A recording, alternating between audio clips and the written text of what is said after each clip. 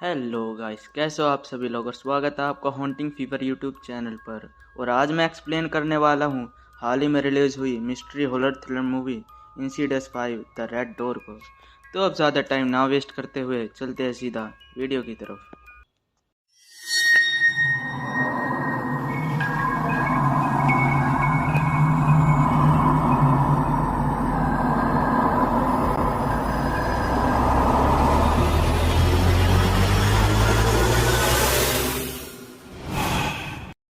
Movie की शुरुआत ठीक वहीं से होती है जहां से चैप्टर 2 एंड हुआ था, जहां जोश और उसके बेटे की यादों से वो एक साल के पिछले सारे इवल इवेंट्स को मिटा दिया गया था, जिससे कि वो दोबारा शैतानी दुनिया में ना पहुंच पाए। खैर, अब 10 साल बीत चुके हैं और हम जोश और उसकी फैमिली को एक फ्यूनरल में देख पाते हैं, जो कि होता है जोश की मोम लोरेन का। और इसी बीच हमें यह भी मालूम चलता है कि जोश का उसकी वाइफ के साथ डाइवोर्स हो चुका है, जिस वजह से जोश अब काफ़ी परेशान रहता है और उसकी हालत भी मेंटली स्टेबल कुछ खास नहीं है। और तो और जब से चैप्टर 2 के इंसिडेंट्स हुए हैं तब से ही जोश अपने बच्चों और फैमिली को कभी टाइम नहीं दे पाता था। इवन इन्हीं कारणों से जोश की अपने बेटे के साथ कभी ठीक से नहीं बनती थी। खैर, अब फ्यूनरल होने के बाद सभी लोग जाने लगते हैं, जहां हम काल को भी देख पाते हैं, जो कि पिछले पार्ट से ही एलिस का साथी था। यह जॉन उसे देखता है और उससे पूछता है कि वो कौन है, क्योंकि उसकी पिछली मेमोरीज तो उड़ा दी गई थी, तो उसे कैसे याद होगा।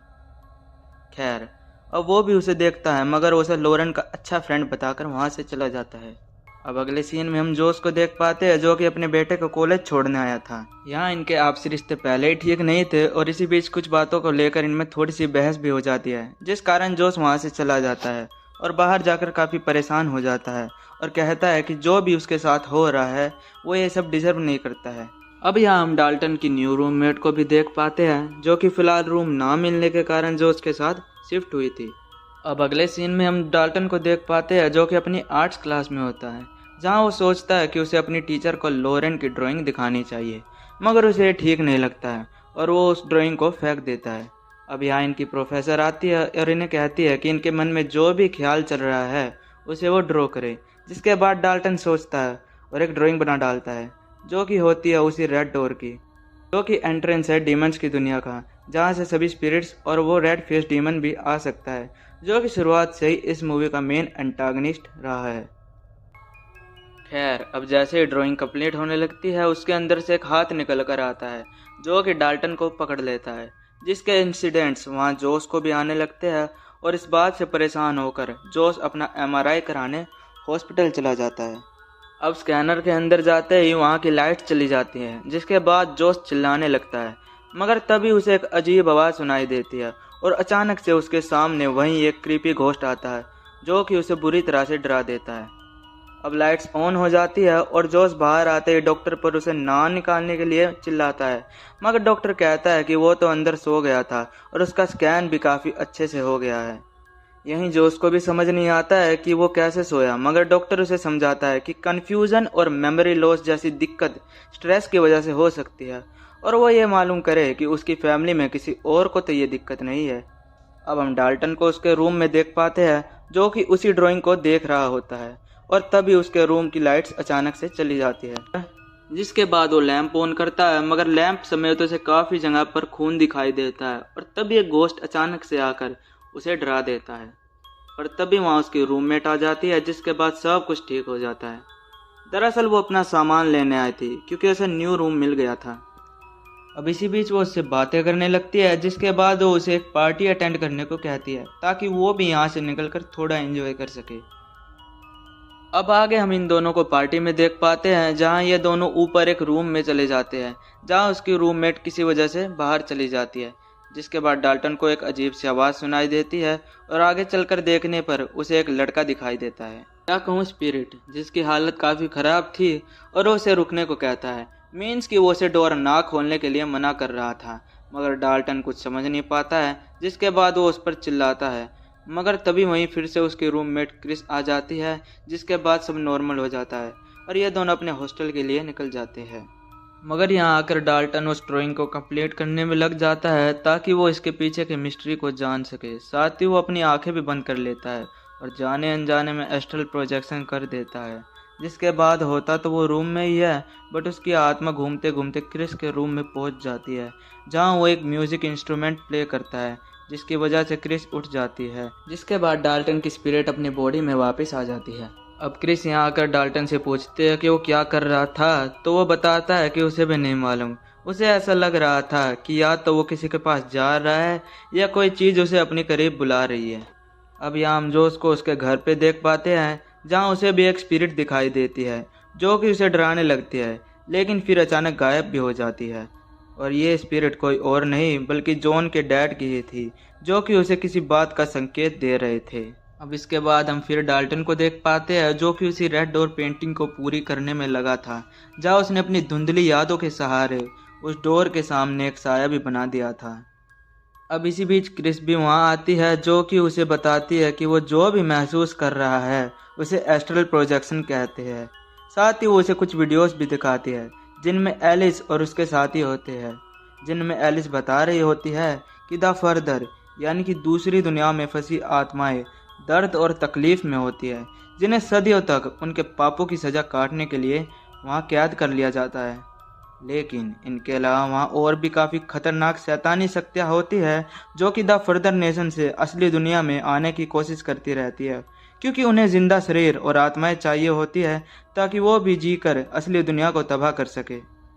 अब इसके बाद डाल्टन उसे स्पिरिट से कांटेक्ट करने को कहता है, जो कि उसे पार्टी में दिखाई दी थी, और वो इसलिए ताकि वो उसके थ्रू उस डोर की मिस्ट्री को और भी अच्छे से जान सके। इसके बाद ये दोनों उसी जगह पर जाते हैं जहाँ डाल्टन एस्ट्रल प्रोजेक्शन करने लग जाता है, मगर वो इस बारे में कुछ जान पाता उससे पहले ही डीमन उस पर पीछे से हमला कर देता है, जिसके बाद और भी स्पिरिट्स डाल्टन को घेर लेती है और इस सब को देखकर क्रिस वहीं बेहोश हो जाती है, जिसे बाद में निक नाम का लड़का होश मिल जाता है, जिसकी पार्टी में ये पहले गए थे। खैर, अब हम जोश को देख पाते हैं, जो कि बेन नामक एक आदमी के बारे में पता करने आया था, जहाँ उसे मालूम चलता है कि एक और कोई नहीं बल्कि उसी के डैड थे, और वो भी एस्ट्रल प्रोजेक्शन कर पाते थे। और यहाँ हम समझ पाते हैं कि क्यों और कैसे ये दोनों भी एस्ट्रल प्रोजेक्शन कर पाते हैं। अब यहाँ जोश अपनी डाइवोर्स वाइफ के पास जाता है, और वहीं दूसरी तरफ डाल्टन भी अपने भाई के पास जाकर उससे पूछता है कि वो उसे 10 साल पहले का कुछ भी बताए जो भी उसे मालूम हो, जिसके बाद वो उसे बताता है कि उसे एक चीज़ तो याद है जो कि उसे रियल लगती है, मगर उसकी मोम कहती है ये बस उसका एक वहम है और कुछ नहीं। यानी कि पूरी फैमिली को इस बारे में सब कुछ मालूम था, मगर इन्हें कोई कुछ बताना नहीं चाहता था, क्योंकि अगर इन्हें मालूम चलता तो ये फिर से वही सब करने लग जाते, जिनकी वजह से सिर्फ यही परेशान नहीं होते बल्कि रियल वर्ल्ड में भी तबाही मच जाती। और वहीं दूसरी तरफ जोश भी अपनी वाइफ को बताता है कि उसके लिए उसके डैड का आखिरी लेटर ये था कि उसके साथ ही सब कुछ खत्म हो जाएगा, मगर उसे यह नहीं मालूम ये किस बारे में था या फिर क्या खत्म हो जाएगा।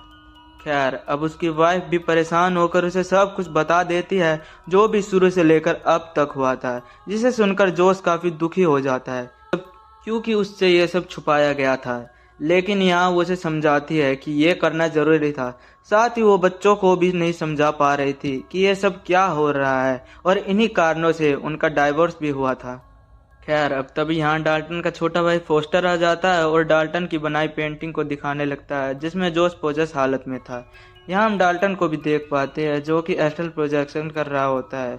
और वो उस इंसिडेंट को देखता है जहाँ पोजस जोश सबको मारने वाला था। पर तभी यंग डाल्टन अपने फादर की स्पिरिट को रियल वर्ल्ड में लाने के लिए एस्ट्रल प्रोजेक्शन में जाता है, और यहाँ पोजेस हुआ जोश यंग डाल्टन को मारने वाला होता है, मगर एलिस उसे वहाँ बचा लेती है। पर यहाँ पर खुद टीन डाल्टन अपने यंग वर्जन को बचाता है। खैर, अब वो खुद को एक अजीब सी जगह पर देख पाता है, जहाँ वो यहाँ पर अपनी मेमोरीज से जुड़ी काफ़ी सारी चीज़ें देख पाता है, जिसके बाद उसे सब कुछ याद आ जाता है। और इसी बीच वो डीमन भी यहाँ उसके सामने आ जाता है, जिसने यंग डाल्टन को पकड़ रखा था। और यहाँ होता यह है कि फाइनली उसने डाल्टन की बॉडी को पोजेस कर लिया था, जो कि वो हमेशा से चाहता था। और अब यहाँ पर क्रिस भी आ जाती है, जिसे वो डीमन मारने की कोशिश करता है।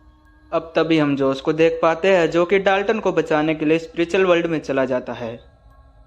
जहाँ वो डाल्टन को ढूंढ लेता है, जहाँ डाल्टन जोश को देख के कहता है कि उसने सबको मारने की कोशिश की। बट यहाँ जोश उसे सब बताता है कि उसने कुछ नहीं किया, बल्कि जो भी वो कर रहा था वो सब डीमन उससे करवा रहा था। और अब उन्हें यहाँ से जाना होगा ताकि डाल्टन को अपनी बॉडी मिल जाए और वो डीमन भी अपनी दुनिया में वापस आ जाए। अब आगे चलकर जोश उस रेड डोर को होल्ड कर लेता है, जिससे डाल्टन को वक्त मिले और वो अपनी बॉडी में पहुंच पाए। अब यहाँ पर बाकी स्पिरिट्स और डाल्टन की बॉडी जो कि पोजेस थी क्रिस पर हमला कर देते हैं, मगर तब तक डाल्टन की स्पिरिट अपनी बॉडी में आ जाती है और यहाँ जोस ने अभी भी अपनी पूरी ताकत लगाकर उस डोर को होल्ड कर रखा था और इसी बीच वो ये भी कहता है कि ये सब उसी के साथ शुरू हुआ था तो ख़त्म भी उसी के साथ होगा। मे भी जोस के डैड के साथ भी ऐसे ही सेम इंसिडेंट्स कभी न कभी हुए होंगे जिनको रोकने की कोशिश उन्होंने भी की होगी और खुद को ख़त्म भी इसीलिए किया होगा ताकि ये स्पिरिचुअल पावर उसके बच्चों तक ना पहुंच पाए। खैर अब यहाँ डीमन डोर तोड़ने वाला होता है, मगर तभी जोस रियल वर्ल्ड में अपनी पेंटिंग को ब्लैक कलर करने लगता है, जिससे होता यह है कि वहाँ रेड डोर भी गायब होने लगता है। अब इसके बाद क्रिस डाल्टन को उस पेंटिंग को जलाने के लिए कहती है, मगर वो उसे ये करने से मना करता है क्योंकि जलाने से इसका हल नहीं मिलेगा, बल्कि उसे ये पेंटिंग संभाल कर अपने पास रखनी पड़ेगी ताकि उस दुनिया से इसके थ्रू फिर से स्पिरिट्स और डीमन वापस ना आ सके।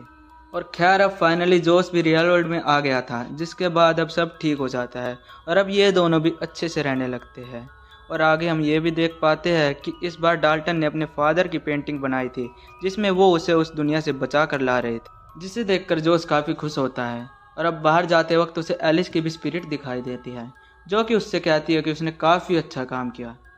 एंड सरप्राइजिंगली हम यहाँ एक पोस्ट क्रेडिट सीन को भी देख पाते हैं जिसे साफ मालूम चल रहा है कि यह कहानी अभी और आगे तक चलेगी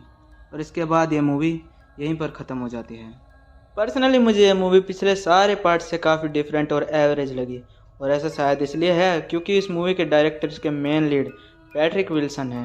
वेल ये मेरा पर्सनल ओपिनियन है। खैर अगर आपने मूवी अभी तक देख लिया है तो हमें कमेंट करके बताएं आपको मूवी कैसी लगी। हम मिलते हैं आपसे नेक्स्ट वीडियो में, तब तक के लिए गुड बाय।